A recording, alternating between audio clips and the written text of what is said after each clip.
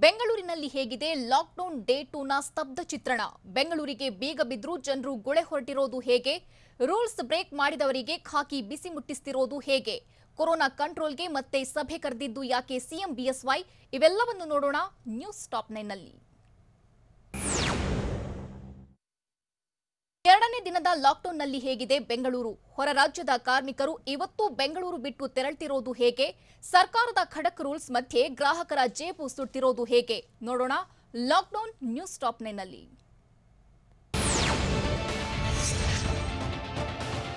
Corona ಸೋಂಕು ನಿಗ್ರಹಿಸುವ ಸಲುವಾಗಿ ಕರ್ನಾಟಕದಾದ್ಯಂತ 14 ದಿನಗಳ ಕಾಲ ಟೈಟ್ ರೂಲ್ಸ್ ಜಾರಿಯಲ್ಲಿದೆ. ಹೀಗಾಗಿ ಕೇವಲ ಅಗತ್ಯ ಸೇವೆಗಳಿಗಾಗಿ ಮಾತ್ರ ಬೆಳಗ್ಗೆ 6ರಿಂದ 10 ಗಂಟೆವರೆಗೂ ಅವಕಾಶ ನೀಡಿದ್ದು, ಜನಸಾಮಾನ್ಯರು 10 ಗಂಟೆ ಬಳಿಕ ಯಾವುದೇ ಕಾರಣಕ್ಕೂ ಮನೆಯಿಂದ ಹೊರಬರುವಂತಿಲ್ಲ. 14 ದಿನಗಳ ಕಾಲ ಕೊರೋನಾದಿಂದಾಗಿ ಮನೆಯಲ್ಲೇ ವನವಾಸ ಅನುಭವಿಸುವಂತಾಗಿದೆ.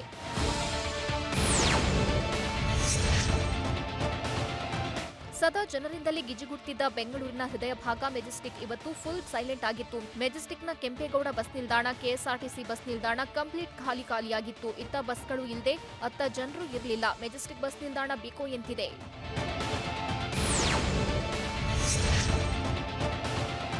ಹದಿನಾಲ್ಕು ದಿನಗಳ ಲಾಕ್ಡೌನ್ ಮಾಡಿರೋ ಸರ್ಕಾರ ಬಿಎಂಟಿಸಿ, ಕೆಎಸ್ಆರ್ಟಿಸಿ ಬಸ್ ಸಂಚಾರವನ್ನ ಸಂಪೂರ್ಣವಾಗಿ ನಿರ್ಬಂಧಿಸಿದೆ.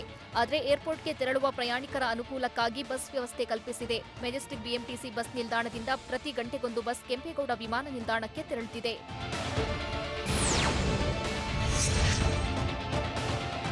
ಲಾಕ್ಡೌನ್ ನಡುವೆ ಪ್ರಯಾಣಿಕರ ಅನುಕೂಲಕ್ಕಾಗಿ ವಿಶೇಷ ರೈಲುಗಳ ವ್ಯವಸ್ಥೆ ಮಾಡಲಾಗಿದೆ. ಮುಂಜಾನೆ 4 ಗಂಟೆಯಿಂದಲೇ ವಿಶೇಷ ರೈಲುಗಳು ಸಂಚರಿಸುತ್ತಿವೆ.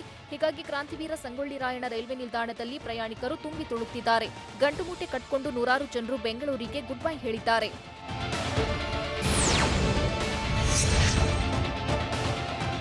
ಬೆಂಗಳೂರಿನ ಕೆಎಸ್ಆರ್ ರೈಲು ನಿಲ್ದಾಣದಲ್ಲಿ ಜನಜಾತ್ರೆಯೇ ನೆರೆದಿತ್ತು. ಲಾಕ್ಡೌನ್ನಿಂದಾಗಿ ಅನ್ಯ ರಾಜ್ಯಗಳಿಗೆ ತೆರಳಿದವರು ರೈಲು ನಿಲ್ದಾಣದಲ್ಲಿ ಜಮಾಯಿಸಿದ್ರು. ಸಾವಿರಾರು ಸಂಖ್ಯೆಯಲ್ಲಿ ಕೂಲಿ ಕಾರ್ಮಿಕರು ಗಂಟು ಮೂಟೆ ಸಮೇತ ತೆರಳುತ್ತಿದ್ದಾರೆ. ಅಲ್ಲದೆ ವಿದ್ಯಾರ್ಥಿಗಳು ಕೂಡ ರೈಲಿನ ಮೂಲಕ ತಮ್ಮ ತಮ್ಮ ಊರಿನ ಕಡೆಗೆ ಪ್ರಯಾಣಿಸುತ್ತಿದ್ದಾರೆ.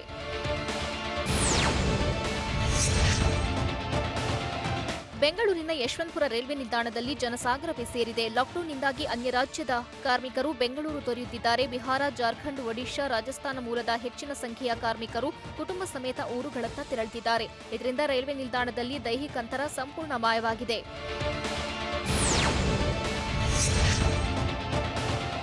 ಲಾಕ್ಡೌನ್ ಟೈಮ್ನಲ್ಲೇ ಗ್ರಾಹಕರ ಜೇಬಿಗೆ ಕತ್ತರಿ ಬೀಳ್ತಿದೆ. ಬೆಳ್ಳಂಬೆಳಗ್ಗೆ ತರಕಾರಿ ಖರೀದಿಗೆ ಬಂದಿದ್ದ ಗ್ರಾಹಕರು ಶಾಕ್ಗೆ ಒಳಗಾಗಿದ್ರು. ಬೆಂಗಳೂರಿನಲ್ಲಿ ತರಕಾರಿಗಳ ಬೆಲೆ ಗಗನಕ್ಕೇರಿದ್ದು, ಬೆಲೆ ಏರಿಕೆಯಿಂದ ಗ್ರಾಹಕರು ಕಂಗಾಲಾಗಿದ್ದಾರೆ. 10 ರೂಪಾಯಿ ಇದ್ದ ಕಟ್ಟು ಕೊತ್ತಂಬರಿ 25 ರೂಪಾಯಿಗೆ ತಲುಪಿದ್ದು, ಬೀನ್ಸ್ 30ರಿಂದ 40 ರೂಪಾಯಿಗೆ ಏರಿಕೆಯಾಗಿದೆ. ಸಮಯ ಮೀರಿದ್ರೆ ಅಗತ್ಯ ವಸ್ತುಗಳು ಸಿಗುವುದಿಲ್ಲ ಅನ್ನೋ ಆತಂಕದಲ್ಲಿ ವಿಧಿ ಇಲ್ಲದೆ ಕೇಳಿದಷ್ಟು ಹಣ ಕೊಟ್ಟು ಗ್ರಾಹಕರು ಖರೀದಿಸಿದ್ದಾರೆ.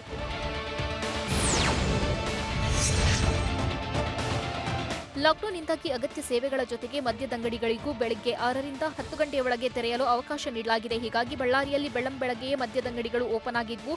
ಆದರೆ ಮದ್ಯಪ್ರಿಯರಿಲ್ಲದೆ ಮದ್ಯದಂಗಡಿಗಳು ಖಾಲಿಯಾಗಿತ್ತು. ನಿರೀಕ್ಷಿತ ಪ್ರಮಾಣದಲ್ಲಿ ಗ್ರಾಹಕರಿಲ್ಲದೆ ಬಾರ್ಗಳು ಭಣಗುಡ್ತಿದ್ವು.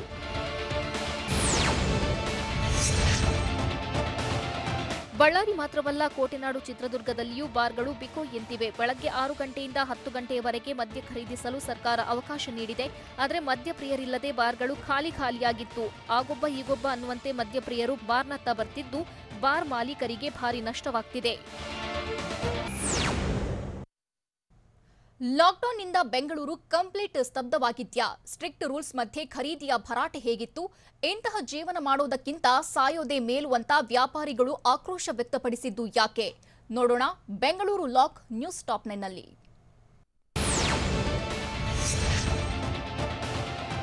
ಲಾಕ್ಡೌನ್ನಿಂದಾಗಿ ಬೆಂಗಳೂರು ಕಂಪ್ಲೀಟ್ ಸ್ತಬ್ಧವಾಗಿದೆ. ಅಗತ್ಯ ವಸ್ತುಗಳ ಖರೀದಿಯ 10 ಗಂಟೆಯ ಡೆಡ್ಲೈನ್ ಹತ್ತಿರ ಬರ್ತಿದ್ದಂತೆ ಗಾಂಧಿನಗರದಲ್ಲಿ ಪೊಲೀಸರು ವಾರ್ನಿಂಗ್ ನೀಡಿದ್ರು. ಪ್ರೊವಿಷನ್ ಸ್ಟೋರ್, ಟಿಫನ್ ಸೆಂಟರ್, ಬಾರ್ಗಳ ಮುಂದೆ ಜನರ ಗುಂಪೇ ಸೇರಿತ್ತು. ಹೀಗಾಗಿ ಬೇಗ ಅಂಗಡಿ ಬಂದ್ ಮಾಡುವಂತೆ ಪೊಲೀಸರು ಎಚ್ಚರಿಸಿದ್ರು.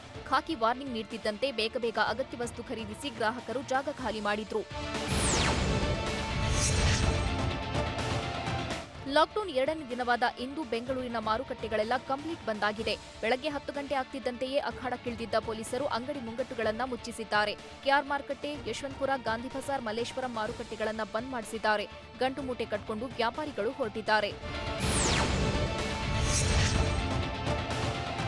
ಲಾಕ್ಡೌನ್ನಿಂದ ಇನ್ನೂ ನಿರೀಕ್ಷೆಯಷ್ಟು ವ್ಯಾಪಾರವಾಗದೆ ವ್ಯಾಪಾರಿಗಳು ನಿರಾಸೆ ಅನುಭವಿಸಿದ್ದಾರೆ. 10 ಗಂಟೆಯ ಡೆಡ್ಲೈನ್ ಮುಗಿಯುತ್ತಿದ್ದಂತೆ ಮೂಟೆಗಳಲ್ಲಿ ತರಕಾರಿ ಪ್ಯಾಕ್ ಮಾಡಿದ್ದಾರೆ. ಸಾಮಗ್ರಿಗಳನ್ನು ಮಾರುಕಟ್ಟೆಯಲ್ಲೇ ಪ್ಯಾಕ್ ಮಾಡಿ ಇಟ್ಟಿರುವ ವರ್ತಕರು ನಾಳೆ ಮತ್ತೆ ಉಳಿದ ಸಾಮಗ್ರಿಗಳನ್ನು ಮಾರಾಟ ಮಾಡಲಿದ್ದಾರೆ. ನಿನ್ನೆಗಿಂತ ಇವತ್ತು ಬಿಸಿನೆಸ್ ಡಲ್ ಅಂತ ವ್ಯಾಪಾರಿಗಳು ಅಳಲು ತೋಡ್ಕೊಂಡಿದ್ದಾರೆ. ಲಾಕ್ಡೌನ್ ಇಫೆಕ್ಟ್ನಿಂದ ಎಚ್ಚೆತ್ತಿರುವ ವ್ಯಾಪಾರಿಗಳು ಬೆಂಗಳೂರಿನ ಕೆಆರ್ ಮಾರುಕಟ್ಟೆಯಲ್ಲಿ ಕಡಿಮೆ ಪ್ರಮಾಣದ ತರಕಾರಿ ಹಣ್ಣು ತಂದಿದ್ರು. ಕೆಆರ್ ಮಾರುಕಟ್ಟೆಯಲ್ಲಿ ಬೆಳಗ್ಗೆ 6ರಿಂದ ಎಂದಿನಂತೆ ವ್ಯಾಪಾರ ವಹಿವಾಟು ನಡೆದಿದೆ. ಆದರೆ 9:30ಕ್ಕೆ ಅಂಗಡಿಗಳನ್ನು ಕ್ಲೋಸ್ ಮಾಡಿಸಿದ್ದು, ಪೊಲೀಸರು ಬಿಬಿಎಂಪಿ ಮಾರ್ಷಲ್ಗಳು ಹೈ ಅಲರ್ಟ್ ಆಗಿದ್ರು. ಮತ್ತೊಂದೆಡೆ ಮಾರ್ಕೆಟ್ ಬಳಿ ಬೆಳ್ಳಂಬೆಳಗ್ಗೆಯೇ ಟ್ರಾಫಿಕ್ ಜಾಮ್ ಉಂಟಾಗಿತ್ತು. ಬ್ಯಾಟರಾಯನಪುರ ರೈತರ ಸಂತೆ ಫುಲ್ ರಶ್ ಆಗಿತ್ತು. ಲಾಕ್ಡೌನ್ ನಡುವೆಯೂ ಖರೀದಿಯ ಭರಾಟೆ ಜೋರಾಗಿತ್ತು. ಅಗತ್ಯ ಸಾಮಗ್ರಿಗಳ ಖರೀದಿಗೆ ಮುಗಿಬಿದ್ದಿದ್ರಿಂದ ನಿನ್ನೆಗಿಂತ ಇಂದು ಹೆಚ್ಚು ಜನರು ಸೇರಿದ್ರು. ಆದರೆ ವ್ಯಾಪಾರಿಗಳು, ಗ್ರಾಹಕರು ಕೋವಿಡ್ ರೂಲ್ಸ್ಗೆ ತಿಲಾಂಜಲಿ ಹಾಡಿ ನಿಯಮ ಉಲ್ಲಂಘಿಸಿದ್ದಾರೆ. ಸಾಮಾಜಿಕ ಅಂತರ ಪಾಲಿಸದೆ, ಸರಿಯಾದ ಕ್ರಮದಲ್ಲಿ ಮಾಸ್ಕ್ ಕೂಡ ಧರಿಸದೆ ನಿರ್ಲಕ್ಷ್ಯ ತೋರಿದ್ದಾರೆ. ಬಳಿಕ 10 ಗಂಟೆ ಆಗ್ತಿದ್ದಂತೆ ಪೊಲೀಸರು, ಬಿಬಿಎಂಪಿ ಮಾರ್ಷಲ್ಗಳು ಮಾರುಕಟ್ಟೆಗೆ ಭೇಟಿ ನೀಡಿ ಮುಚ್ಚಿಸಿದ್ದಾರೆ.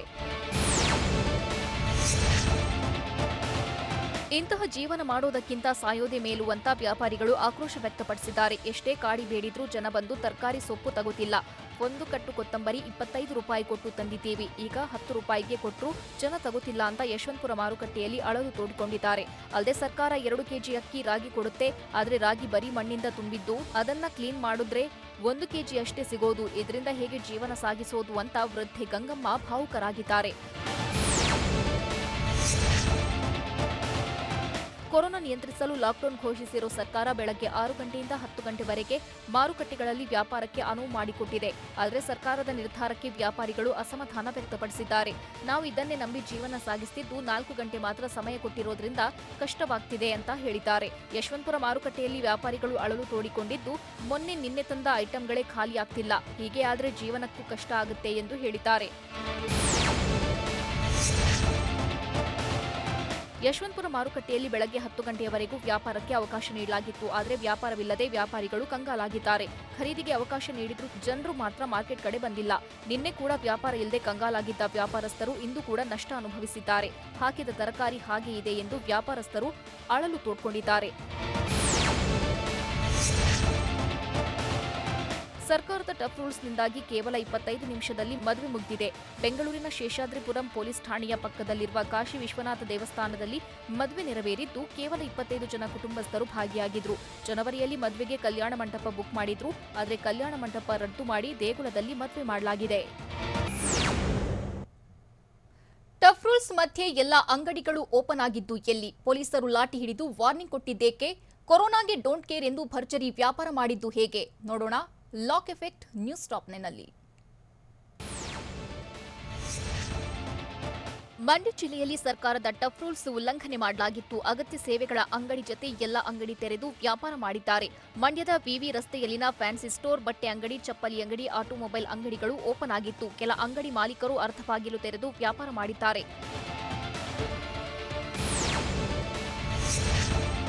ಹುಬ್ಬಳ್ಳಿಯಲ್ಲಿ ಲಾಠಿ ಹಿಡಿದು ವ್ಯಾಪಾರಿಗಳನ್ನ ಪೊಲೀಸರು ಚದುರಿಸಿದ್ದಾರೆ. ನಗರದ ಸಿದ್ಧಾರೂಢ ಮಠದ ಆವರಣದಲ್ಲಿ ಘಟನೆ ನಡೆದಿದೆ. 10 ಗಂಟೆಯಾಗ್ತಿದ್ದಂತೆ ಫೀಲ್ಡ್ಗಿಳಿದ ಪೊಲೀಸರು ತರಕಾರಿ ಮಾರಾಟವನ್ನ ಬಂದ್ ಮಾಡಿಸಿದ್ರು. ಮಹಾರಾಷ್ಟ್ರದಲ್ಲಿ ಕೊರೋನಾ ಸೋಂಕು ಎಲ್ಲೆ ಮೀರಿ ಆರ್ಭಟಿಸುತ್ತಿದ್ದು, ನೆರೆಯ ಕುಂದಾನಗರಿ ಬೆಳಗಾವಿಯಲ್ಲೂ ಸೋಂಕಿನ ಪ್ರಮಾಣ ಹೆಚ್ಚಾಗ್ತಿದೆ. ಇಷ್ಟಾದರೂ ಜನರು ಮಾತ್ರ ಎಚ್ಚೆತ್ತುಕೊಂಡಿಲ್ಲ. ಬೆಳಗಾವಿಯ ಎಪಿಎಂಸಿ ಮಾರ್ಕೆಟ್ನಲ್ಲಿ ದೈಹಿಕ ಅಂತರ ಮರೆತು ತರಕಾರಿ ಖರೀದಿಗಾಗಿ ಜನರು ಮುಗಿಬಿದ್ದಿದ್ರು. ಮಾಸ್ಕ್ ಕೂಡ ಧರಿಸದೆ ಬಿಂದಾಸ್ ಆಗಿ ವ್ಯಾಪಾರ ಮಾಡಿದ್ದಾರೆ.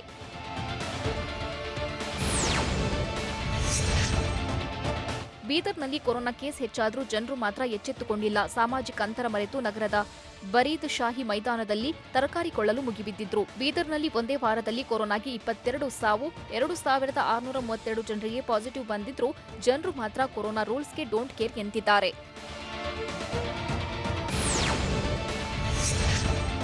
ಕೋಟೆನಾಡು ಚಿತ್ರದುರ್ಗದಲ್ಲಿಯೂ ಕೊರೋನಾ ನಿಯಮಗಳಿಗೆ ತಿಲಾಂಜಲಿ ಹಾಡಲಾಗಿತ್ತು. ನಗರದ ಜಯದೇವ ಕ್ರೀಡಾಂಗಣದಲ್ಲಿ ತಾತ್ಕಾಲಿಕ ತರಕಾರಿ ಮಾರುಕಟ್ಟೆಯಲ್ಲಿ ಜನರು ಸಾಮಾಜಿಕ ಅಂತರ ಮರೆತು ಮಾಸ್ಕ್ ಕೂಡ ಧರಿಸದೆ ವ್ಯಾಪಾರ ಮಾಡಿದ್ದಾರೆ. ಕೊರೋನಾ ಬಗ್ಗೆ ಜಾಗೃತಿ ವಹಿಸದೆ ಜನರು ಬೇಜವಾಬ್ದಾರಿ ಪ್ರದರ್ಶಿಸಿದ್ದಾರೆ.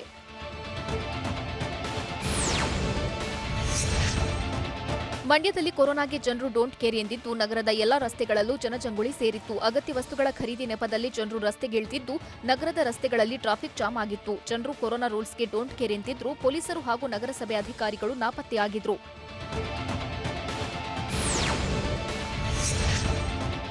ಲಾಕ್ಡೌನ್ನಿಂದಾಗಿ ಅಗತ್ಯ ವಸ್ತುಗಳ ಖರೀದಿಗೆ ಮಾತ್ರ ಬೆಳಗ್ಗೆ 4 ಗಂಟೆಗಳ ಕಾಲ ಅವಕಾಶ ನೀಡಲಾಗಿದೆ.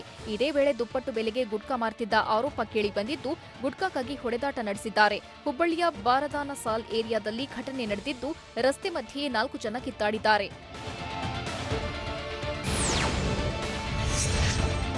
ಹಾವೇರಿಯಲ್ಲಿ ಕೊರೋನಾ ನಿಯಮಗಳೇ ಮಾಯವಾಗಿತ್ತು. ನಗರದ ಮುನ್ಸಿಪಲ್ ಹೈಸ್ಕೂಲ್ ಮೈದಾನದಲ್ಲಿ ನಡೆದ ತರಕಾರಿ ಸಗಟು ಮಾರುಕಟ್ಟೆಯಲ್ಲಿ ಕೋವಿಡ್ ರೂಲ್ಸ್ಗಳನ್ನು ಉಲ್ಲಂಘಿಸಿದ್ದಾರೆ. ಕೊರೋನಾ 2ನೇ ಅಲೆಗೂ ಹೆದರದೆ ಮಾಸ್ಕ್, ಸಾಮಾಜಿಕ ಅಂತರಕ್ಕೆ ಗುಡ್ ಬೈ ಹೇಳಿ ವ್ಯಾಪಾರ ಮಾಡಿದ್ದಾರೆ.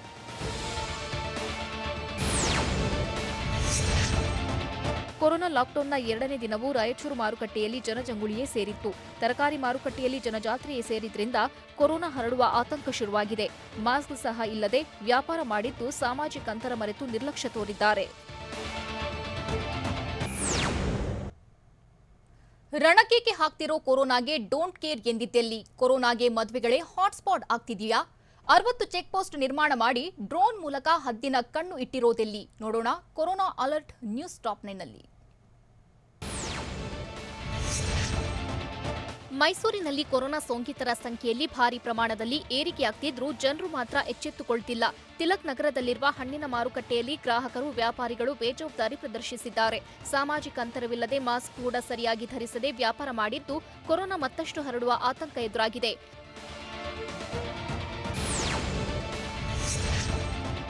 ಲಾಕ್ಡೌನ್ ಹೊಡೆತದಿಂದ ವ್ಯಾಪಾರಿಗಳು ಕಂಗಾಲಾಗಿದ್ದಾರೆ. ಕಲಬುರಗಿ ನಗರದಲ್ಲಿ ಬೆಳಗ್ಗೆ 6 ಗಂಟೆಯಿಂದ 10 ಗಂಟೆಯವರೆಗೆ ತರಕಾರಿ ಖರೀದಿಗೆ ಬರ್ತಿರೋ ಗ್ರಾಹಕರು ಹಣ್ಣಿನ ಅಂಗಡಿಗಳ ಕಡೆ ಸುಳಿಯುತ್ತಿಲ್ಲ.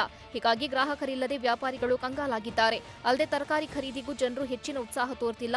ನಗರದ ರಾಮಮಂದಿರ ಬಳಿ ಬೀದಿ ಬದಿ ತರಕಾರಿ ವ್ಯಾಪಾರ ಮಾಡಿದ್ದು ಭಾರಿ ನಷ್ಟವಾಗಿದೆ.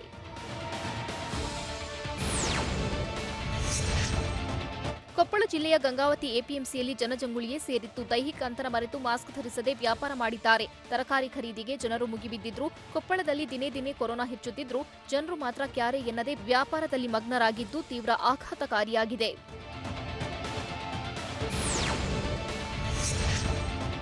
ಕೊರೋನಾ 2ನೇ ಅಲೆಯ ಅಬ್ಬರವಿದ್ರೂ ಜನರು ಮಾತ್ರ ಬೇಜವಾಬ್ದಾರಿ ಪ್ರದರ್ಶಿಸುತ್ತಿದ್ದಾರೆ. ದಾವಣಗೆರೆ ಎಪಿಎಂಸಿ ಮಾರುಕಟ್ಟೆಯಲ್ಲಿ ತರಕಾರಿ ಮಾರಾಟ ಹಾಗೂ ಖರೀದಿಗೆ ರೈತರು, ವ್ಯಾಪಾರಿಗಳು ಮುಗಿಬಿದ್ದಿದ್ರು. ದೈಹಿಕ ಅಂತರವಿಲ್ಲದೆ ನಿರ್ಲಕ್ಷ್ಯ ತೋರಿದ್ದು ತರಕಾರಿ ಸಗಟು ಮಾರುಕಟ್ಟೆಯಲ್ಲಿ ಬೇಜವಾಬ್ದಾರಿಯದ್ದೇ ಅಬ್ಬರವಾಗಿತ್ತು.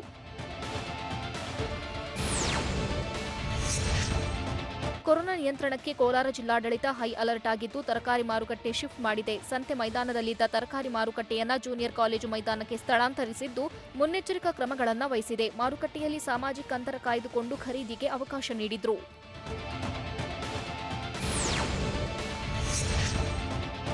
ಅಬ್ಬರಿಸಿ ಬೊಬ್ಬೆರಿಯುತ್ತಿರೋ ಕೊರೋನಾ ನಿಯಂತ್ರಣಕ್ಕಾಗಿ 14 ದಿನಗಳ ಲಾಕ್ಡೌನ್ ಜಾರಿ ಮಾಡಿದ್ದು ಕರುನಾಡಿಗೆ ಕರುನಾಡೆ ಸ್ತಬ್ಧವಾಗಿದೆ. ಸಾರಿಗೆ ಸಂಚಾರ ಸಂಪೂರ್ಣ ಬಂದ್ ಆಗಿದ್ದು ಬಸ್ ನಿಲ್ದಾಣಗಳೆಲ್ಲ ಬಿಕೋ ಎಂತಿದೆ. ನಿತ್ಯ ಜನಜಂಗುಳಿಯಿಂದ ಕೂಡಿರುತ್ತಿದ್ದ ಚಿತ್ರದುರ್ಗ ಸಾರಿಗೆ ಬಸ್ ನಿಲ್ದಾಣ ಬಸ್ಗಳಿಲ್ಲದೆ ಖಾಲಿಯಾಗಿದೆ.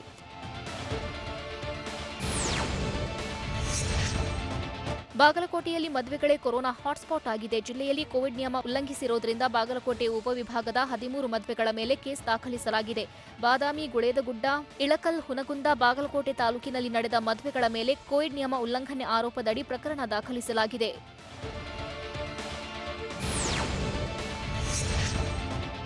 ಕೊರೋನಾ ನಿಯಂತ್ರಣಕ್ಕೆ ತುಮಕೂರಿನಲ್ಲಿ ಖಡಕ್ ರೂಲ್ಸ್ ಜಾರಿಗೊಳಿಸಲಾಗಿದೆ. ಲಾಕ್ಡೌನ್ನಿಂದಾಗಿ ತುಮಕೂರು ಜಿಲ್ಲೆಯ 60 ಕಡೆ ಚೆಕ್ ಪೋಸ್ಟ್ ನಿರ್ಮಾಣ ಮಾಡಿದ್ದು ತುಮಕೂರು ನಗರದಲ್ಲಿ ಡ್ರೋನ್ ಮೂಲಕ ಕಣ್ಗಾವಲು ಇಡಲಾಗಿದೆ. ಅಲ್ಲದೆ ಅನಗತ್ಯವಾಗಿ ಓಡಾಡುವವರಿಗೆ ಪೊಲೀಸರು ದಂಡದ ಶಾಕ್ ಕೊಡ್ತಿದ್ದಾರೆ.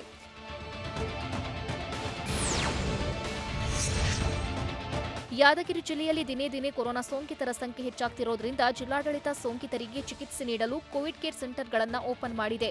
ಯಾದಗಿರಿ ತಾಲೂಕಿನ ಬಂದಳ್ಳಿ ಬಳಿಯ ಏಕಲವ್ಯ ಶಾಲೆ, ಶಹಾಪುರ ತಾಲೂಕಿನ ಭೀಮರಾಯನಗುಡಿ ಬಳಿ ಇರೋ ಹಿಂದುಳಿದ ಮೆಟ್ರಿಕ್ ನಂತರದ ವಸತಿ ನಿಲಯ ಹಾಗೂ ಸುರಪುರ ನಗರದಲ್ಲಿರುವ ಹಿಂದುಳಿದ ಮೆಟ್ರಿಕ್ ನಂತರದ ವಸತಿ ನಿಲಯಗಳನ್ನು ಕೋವಿಡ್ ಕೇರ್ ಸೆಂಟರ್ಗಳನ್ನಾಗಿ ಮಾಡಲಾಗಿದೆ. ಬೆಂಗಳೂರಲ್ಲಿ ಇಂದು ಕೊರೋನಾ ಸುನಾಮಿ ಸ್ಫೋಟಗೊಳ್ಳುತ್ತಾ? ಸೋಂಕಿಗೆ ಬಲಿಯಾದವರಿಗೆ ವಿಡಿಯೋದಲ್ಲೇ ಶ್ರದ್ಧಾಂಜಲಿ ಸಲ್ಲಿಸುತ್ತಿರೋದು ಹೇಗೆ? ಇಂದು ಹಸಿಮೆಣೆ ಏರಬೇಕಿದ್ದವನು ಸಾವಿನ ಮನೆ ಸೇರಿದ್ದು ಎಲ್ಲಿ? ನೋಡೋಣ ಕೊರೋನಾ ಖಾತಾ ನ್ಯೂಸ್ ಟಾಪ್ 9ನಲ್ಲಿ. ಬೆಂಗಳೂರಿನಲ್ಲಿಂದು ಕೊರೋನಾ ಅಟ್ಟಹಾಸ ಮೆರೆಯೋ ಎಲ್ಲ ಸಾಧ್ಯತೆಗಳು ದಟ್ಟವಾಗಿದೆ. ಸಿಲಿಕಾನ್ ಸಿಟಿಲಿ ಇಂದು 22,257 ಕೋವಿಡ್ ಕೇಸ್ ಪತ್ತೆಯಾಗುವ ಸಂಭವ ಹೆಚ್ಚಿದೆ. ಗಾರ್ಡನ್ ಸಿಟಿಲಿ ದಿನೇ ದಿನೇ ಕೊರೋನಾ ಸೋಂಕಿತರ ಸಂಖ್ಯೆ ಏರಿಕೆಯಾಗ್ತಿದ್ದು ಸಿಟಿ ಜನರನ್ನ ದಂಗುಬಡಿಸಿದೆ. ನಿನ್ನೆ ಬೆಂಗಳೂರಲ್ಲಿ 22,596 ಪಾಸಿಟಿವ್ ಕೇಸ್ ಪತ್ತೆಯಾಗಿದ್ವು.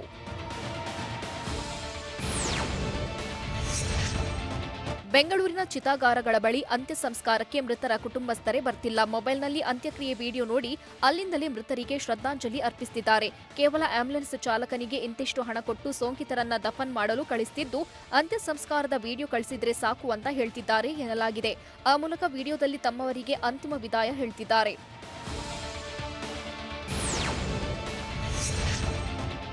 ಚಿಕ್ಕಮಗಳೂರು ಜಿಲ್ಲೆ ಕೊಪ್ಪ ತಾಲೂಕಿನ ದೇವರಕೊಡಿಗೆಯಲ್ಲಿ ಹಸೆಮಣೆ ಏರ್ಬೇಕಿದ್ದ ಯುವಕನನ್ನ ಕೊರೋನಾ ಬಲಿ ಪಡೆದಿದೆ. 32 ವರ್ಷದ ಪೃಥ್ವಿರಾಜ್ ಇಂದು ಹೊಸ ಜೀವನಕ್ಕೆ ಕಾಲಿಡಬೇಕಿತ್ತು. ಆದರೆ ಕೊರೋನಾ ಹೆಮ್ಮಾರಿ ಯುವಕನ ಉಸಿರು ನಿಲ್ಲಿಸಿದೆ. ಕಳೆದ 10 ದಿನದ ಹಿಂದಷ್ಟೇ ಯುವಕ ಬೆಂಗಳೂರಿನಿಂದ ಸ್ವಗ್ರಾಮಕ್ಕೆ ಆಗಮಿಸಿದ್ದ. ಆದರೆ ಚಿಕಿತ್ಸೆ ಫಲಿಸದೆ ಮೆಗ್ಗಾನ್ ಆಸ್ಪತ್ರೆಯಲ್ಲಿ ಕೊನೆಯುಸಿರುಗೆಳೆದಿದ್ದಾನೆ.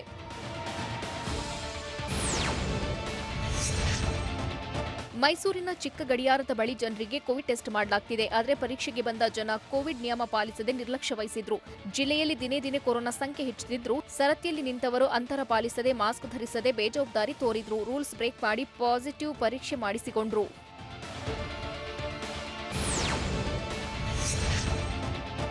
ಹಾಸನ ಜಿಲ್ಲೆಯಲ್ಲಿ ಕೊರೋನಾ ಅಟ್ಟಹಾಸ ಮೆರೆಯುತ್ತಿದ್ದು, ಕಳೆದ 6 ದಿನದಲ್ಲಿ 45 ಜನರನ್ನ ಬಲಿ ಪಡೆದಿದೆ. ಸಾವಿರ ಸೋಂಕಿತರ ಪತ್ತೆಯಿಂದ ಜಿಲ್ಲೆಯಲ್ಲಿ ಆತಂಕ ಮನೆ ಮಾಡಿದ್ದು, ಸಾವು ತಗ್ಗಿಸಲು ಜಿಲ್ಲಾಡಳಿತ ಕ್ರಮ ಕೈಗೊಳ್ಳಿಲ್ಲ ಅಂತ ಜನ ಆಕ್ರೋಶ ಹೊರಹಾಕಿದ್ದಾರೆ. ರೆಮ್ಡಿಸಿವಿರ್ ಇಂಜೆಕ್ಷನ್ ಕೊರತೆಯೂ ಬಾಧಿಸುತ್ತಿದ್ದು, ಖಾಸಗಿ ಆಸ್ಪತ್ರೆಗಳಲ್ಲೂ ಇಂಜೆಕ್ಷನ್ ಲಭ್ಯವಿಲ್ಲ. ಜೊತೆಗೆ ಐಸಿಯುನಲ್ಲಿ ಚಿಕಿತ್ಸೆ ಪಡೆಯುತ್ತಿರೋರ ಸಂಖ್ಯೆ ಹೆಚ್ಚುತ್ತಿದ್ದು, ಸಾವಿನ ಸಂಖ್ಯೆ ಮತ್ತಷ್ಟು ಏರಿಕೆಯಾಗುವ ಭೀತಿ ಎದುರಾಗಿದೆ.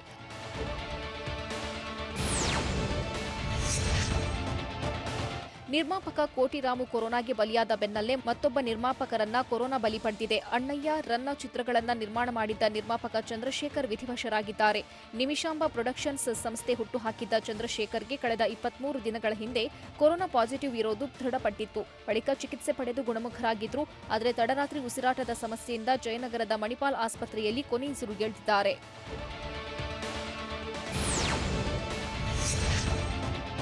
ಹಾವೇರಿಯಲ್ಲಿ ಮಾಸ್ಕ್ ಧರಿಸದವರಿಗೆ ಕೋವಿಡ್ ಟೆಸ್ಟ್ ಮಾಡಿದ್ದಾರೆ. ನಗರದ ಮುನ್ಸಿಪಲ್ ಹೈಸ್ಕೂಲ್ ಮೈದಾನದ ತರಕಾರಿ ಮಾರುಕಟ್ಟೆಯಲ್ಲಿ ನಗರಸಭೆ ಸಿಬ್ಬಂದಿ ಮಾಸ್ಕ್ ಹಾಕದೆ ಬಂದವರ ಮಾದರಿ ಸಂಗ್ರಹಿಸಿದ್ದಾರೆ. ಆರ್ಟಿಪಿಸಿಆರ್ ಟೆಸ್ಟ್ಗಾಗಿ ಮಾದರಿ ಸಂಗ್ರಹಿಸಿ ಮಾಸ್ಕ್ ಹಾಕುವಂತೆ ಎಚ್ಚರಿಕೆ ನೀಡಿದ್ದಾರೆ.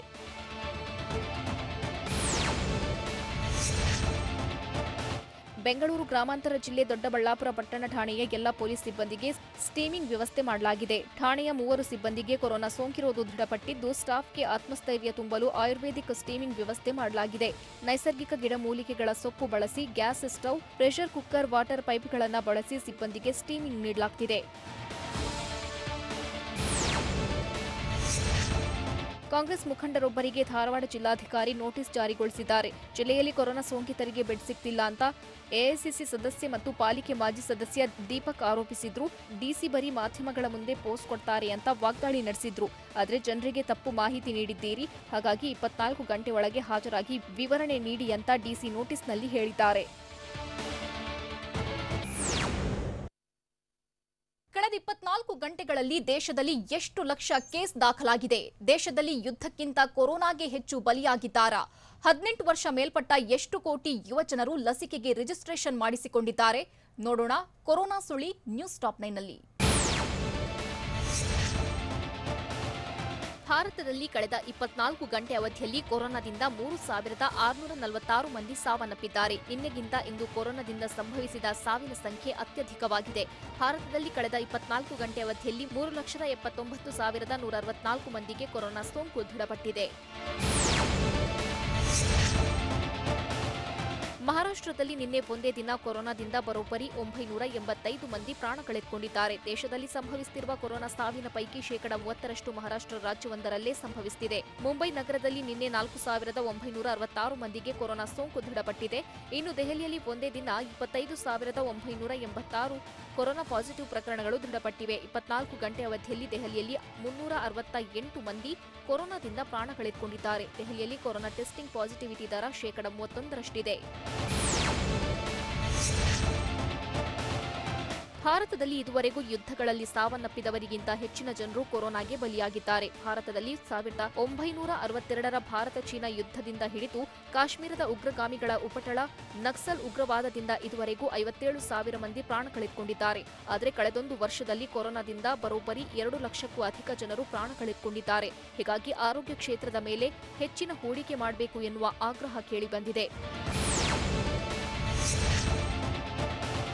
18 ವರ್ಷ ಮೇಲ್ಪಟ್ಟವರು ಲಸಿಕೆ ಪಡೆಯಲು ಕೋವಿಡ್ ಪೋರ್ಟಲ್ನಲ್ಲಿ ರಿಜಿಸ್ಟ್ರೇಷನ್ ಮಾಡಿಸಿಕೊಳ್ಳುವ ಪ್ರಕ್ರಿಯೆ ಆರಂಭವಾಗಿದೆ. ನಿನ್ನೆ ಒಂದೇ ದಿನ ಬರೋಬ್ಬರಿ 1.33 ಕೋಟಿ ಜನರು ಲಸಿಕೆ ಪಡೆಯಲು ಕೋವಿನ್ ಪೋರ್ಟಲ್ನಲ್ಲಿ ರಿಜಿಸ್ಟ್ರೇಷನ್ ಮಾಡಿಸಿಕೊಂಡಿದ್ದಾರೆ.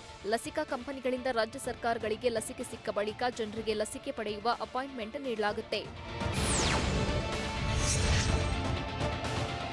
ದೇಶದಲ್ಲಿ 18 ವರ್ಷ ಮೇಲ್ಪಟ್ಟವರಿಗೆ ಲಸಿಕೆ ನೀಡಲು ಲಸಿಕೆಯ ಕೊರತೆ ಎದುರಾಗಿದೆ. ಉತ್ತರ ಪ್ರದೇಶ ಸರ್ಕಾರಕ್ಕೆ ಮೊದಲ ಹಂತದಲ್ಲಿ ಲಸಿಕೆ ನೀಡಲು 4 ಕೋಟಿ ಡೋಸ್ ಲಸಿಕೆಯ ಅಗತ್ಯವಿದೆ. ಈ ಲಸಿಕೆಯ ಪೂರೈಕೆಗಾಗಿ ಜಾಗತಿಕ ಟೆಂಡರ್ ಕರೆಯಲು ಉತ್ತರ ಪ್ರದೇಶ ಸರ್ಕಾರ ತೀರ್ಮಾನಿಸಿದೆ. ದೇಶದಲ್ಲಿ ಜುಲೈ ತಿಂಗಳವರೆಗೂ ಲಸಿಕೆಯ ಉತ್ಪಾದನೆ ಹೆಚ್ಚಾಗಲ್ಲ. ಹೀಗಾಗಿ ಜುಲೈ ತಿಂಗಳವರೆಗೂ ದೇಶದಲ್ಲಿ ಲಸಿಕೆಯ ಕೊರತೆ ಮುಂದುವರಿಯಲಿದೆ. ಪುಣೆಯ ಸೆರಂ ಇನ್ಸ್ಟಿಟ್ಯೂಟ್ ಆಫ್ ಇಂಡಿಯಾದ ಕೋವಿಶೀಲ್ಡ್ ಲಸಿಕೆಯನ್ನು ರಾಜ್ಯ ಸರ್ಕಾರಗಳಿಗೆ ಪ್ರತಿ ಡೋಸ್ಗೆ ₹400 ದರ ನಿಗದಿಪಡಿಸಲಾಗಿತ್ತು. ಆದರೆ ಕೇಂದ್ರ ಸರ್ಕಾರದ ಸೂಚನೆ ಮೇರೆಗೆ ಈಗ ಸೆರಂ ಇನ್ಸ್ಟಿಟ್ಯೂಟ್ ಪ್ರತಿ ಡೋಸ್ಗೆ ₹100 ಇಳಿಸಿ ₹300ಗೆ ರಾಜ್ಯ ಸರ್ಕಾರಗಳಿಗೆ ನೀಡಲು ನಿರ್ಧರಿಸಿದೆ. ಇದೇ ರೀತಿ ಭಾರತ್ ಬಯೋಟೆಕ್ ಕೂಡ ರಾಜ್ಯ ಸರ್ಕಾರಗಳಿಗೆ ವಿಧಿಸುತ್ತಿರುವ ಪ್ರತಿ ಡೋಸ್ನ ₹600 ಬೆಲೆಯನ್ನ ಇಳಿಕೆ ಮಾಡುತ್ತಾ ಎನ್ನುವ ಪ್ರಶ್ನೆ ಎದುರಾಗಿದೆ. ಕೇಂದ್ರ ಸರ್ಕಾರವು ಕೊರೋನಾ ವೈರಸ್ ವಿರುದ್ಧದ ಲಸಿಕೆಯ ಬೆಲೆ ಇಳಿಸಲು ಲಸಿಕೆ ಮೇಲಿನ ಜಿಎಸ್ಟಿ ತೆರಿಗೆ ಸಂಪೂರ್ಣ ಮನ್ನಾ ಮಾಡುವ ಸಾಧ್ಯತೆ ಇದೆ. ಜಿಎಸ್ಟಿ ತೆರಿಗೆ ಮನ್ನಾ ಮಾಡಿದ್ರೆ ಲಸಿಕೆಯ ಬೆಲೆ ಕೂಡ ಇಳಿಕೆಯಾಗುತ್ತೆ. ಇದರಿಂದ ರಾಜ್ಯ ಸರ್ಕಾರಗಳಿಗೆ ಕಡಿಮೆ ಬೆಲೆಯಲ್ಲಿ ಲಸಿಕೆ ಸಿಗುತ್ತೆ. ಖಾಸಗಿ ಆಸ್ಪತ್ರೆಗಳಿಗೂ ಕಡಿಮೆ ಬೆಲೆಯಲ್ಲಿ ಲಸಿಕೆ ಸಿಗುತ್ತೆ. ರಾಜ್ಯ ಸರ್ಕಾರ ಜನರ ಮೇಲಿನ ಆರ್ಥಿಕ ಹೊರೆ ಕಡಿಮೆಯಾಗುತ್ತೆ.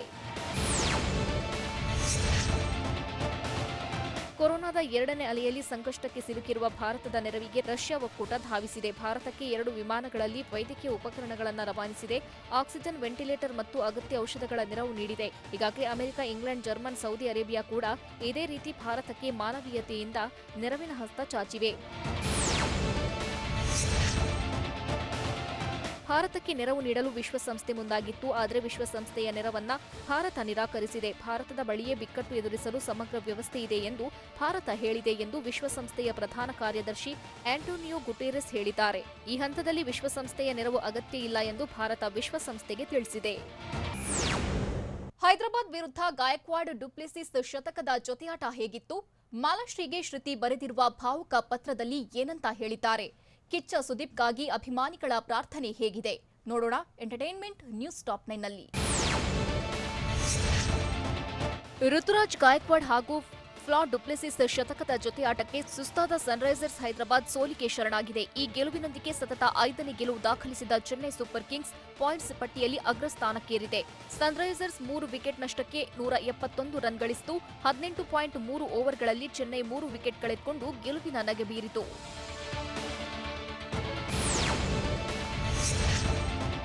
ಸನ್ರೈಸರ್ಸ್ ಹೈದರಾಬಾದ್ ನಾಯಕ ಡೇವಿಡ್ ವಾರ್ನರ್ ಐಪಿಎಲ್ನಲ್ಲಿ 50ನೇ ಅರ್ಧಶತಕ ಬಾರಿಸಿ ದಾಖಲೆ ಬರೆದರು. ಅಲ್ಲದೆ ಐಪಿಎಲ್ನಲ್ಲಿ 200ನೇ ಸಿಕ್ಸರ್ ಬಾರಿಸಿದ ವಾರ್ನರ್ ಟಿ20 ಕ್ರಿಕೆಟ್ನಲ್ಲಿ 10,000 ರನ್ ಪೂರೈಸಿದ ದಾಖಲೆಯನ್ನ ತಮ್ಮದಾಗಿಸಿಕೊಂಡರು.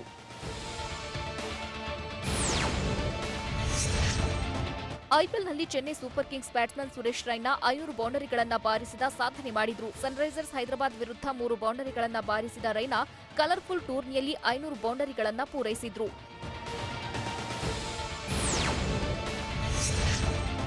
ಐಪಿಎಲ್ನ ಇಂದಿನ ಮೊದಲ ಪಂದ್ಯದಲ್ಲಿ ಮುಂಬೈ ಇಂಡಿಯನ್ಸ್ ಹಾಗೂ ರಾಜಸ್ಥಾನ್ ರಾಯಲ್ಸ್ ತಂಡಗಳು ಎದುರಾಗ್ತಿವೆ. ಡೆಲ್ಲಿ ಮತ್ತು ಪಂಜಾಬ್ ವಿರುದ್ಧ ಮುಗ್ಗರಿಸಿರೋ ಮುಂಬೈ ಇಂಡಿಯನ್ಸ್ ಗೆಲುವಿನ ಹಾದಿಗೆ ಮರಳಲು ತಯಾರಿ ನಡೆಸುತ್ತಿದೆ. ಮತ್ತೊಂದು ಗೆಲುವಿನ ಮೇಲೆ ರಾಯಲ್ಸ್ ಕಣ್ಣಿಟ್ಟಿದೆ.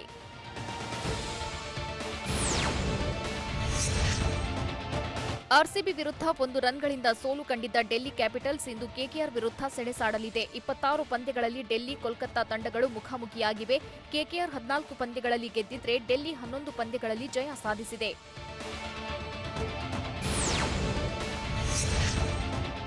ನಟಿ ಮಾಲಾಶ್ರೀ ಪತಿ ನಿರ್ಮಾಪಕ ರಾಮು ಕೊರೋನಾದಿಂದ ಕೊನೆಯುಸಿರು ಎಳೆದಿದ್ದಾರೆ. ಮಾಲಾಶ್ರೀಗೆ ಗೆಳತಿ ನಟಿ ಶ್ರುತಿ ಭಾವನಾತ್ಮಕ ಪತ್ರ ಬರೆದಿದ್ದಾರೆ. ನೀನು ಹುಟ್ಟು ಹೋರಾಟಗಾರ್ತಿ, ಇನ್ನಷ್ಟು ಗಟ್ಟಿಯಾಗಬೇಕಿದೆ ಎಂದು ಮಾಲಾಶ್ರೀ ನೋವಿನಲ್ಲಿ ಶ್ರುತಿ ಭಾಗಿಯಾಗಿದ್ದಾರೆ.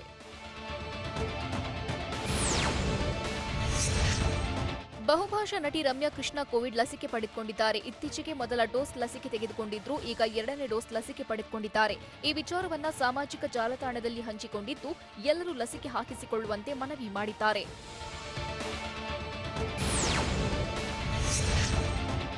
ನಟ ಕಿಚ್ಚ ಸುದೀಪ್ ಅನಾರೋಗ್ಯದ ಕಾರಣ 2 ವಾರಗಳಿಂದ ರೆಸ್ಟ್ನಲ್ಲಿದ್ದಾರೆ. Big boss ನಿರೂಪಣೆಗೂ ಗೈರಾಗಿದ್ದಾರೆ. ಹಾಗಾಗಿ ಕಿಚ್ಚನ ಅಭಿಮಾನಿಗಳು ಅವರು ಬೇಗ ಗುಣಮುಖರಾಗಲೆಂದು ನಿರಂತರವಾಗಿ ಪ್ರಾರ್ಥಿಸುತ್ತಿದ್ದಾರೆ.